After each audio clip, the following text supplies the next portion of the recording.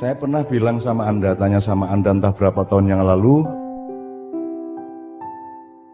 Indonesia itu melahirkan bangsanya atau bangsa ini melahirkan Indonesia?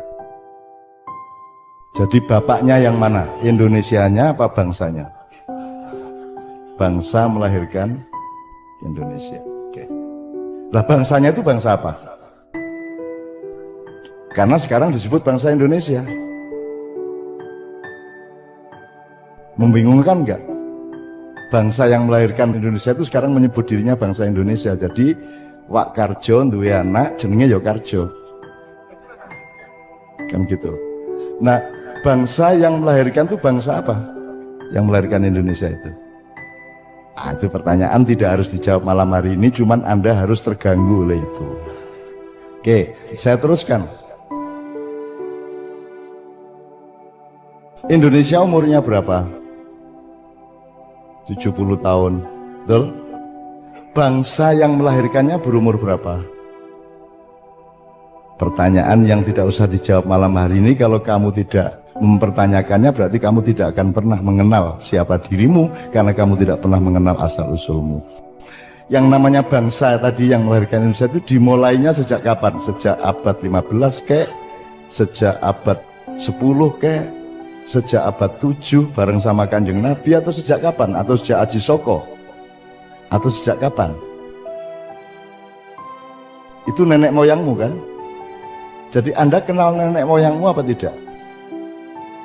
Kalau manusia tertua sekarang kan Sangiran gitu ya, fosil tertua, tapi juga ada yang lebih tua lagi di Jombang. Tuh.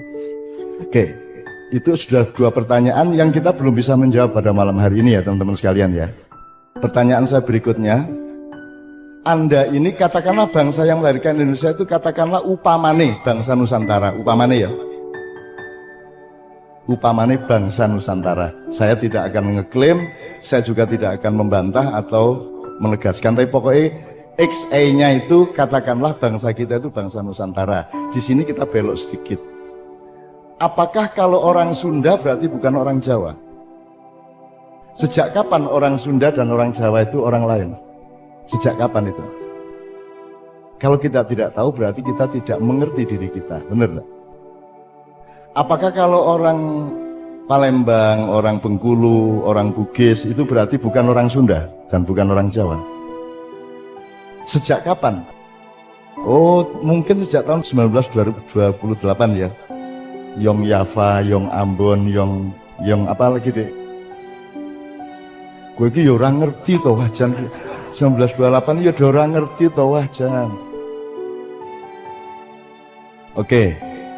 Jadi ternyata pengertian Jawa bukan Sunda, Sunda bukan Lampung, Lampung bukan Bali, Bali bukan Madura, itu pengertian yang belum lama. Atau sekarang kita shortcut gini XA-nya, perumpamaannya. Anda adalah anak Nusantara yang diadopsi oleh Indonesia. Ngono piye ya? Entuk ya. Anda ini anak bangsa Nusantara diadopsi dan dididik oleh Indonesia, bener nggak? Oke, dididik dengan kurikulum Indonesia. Ya dah.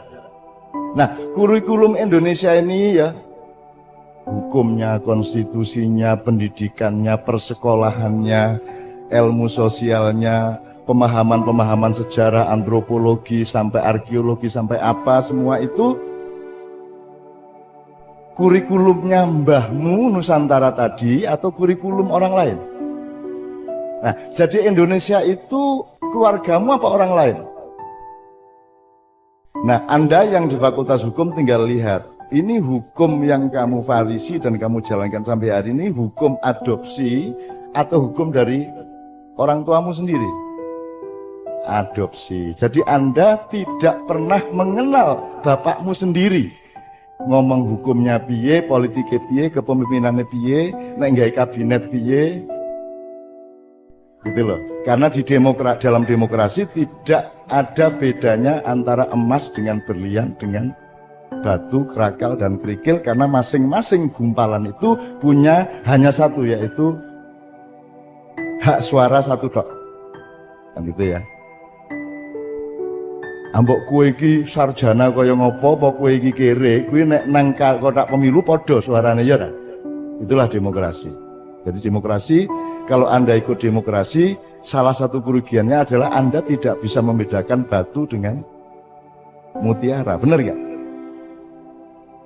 Gitu ya. Ini nanti jadi tema panjang kalau nanti kita punya waktu atau bulan depan dan seterusnya. Tapi pokoknya gak ada bedanya itu.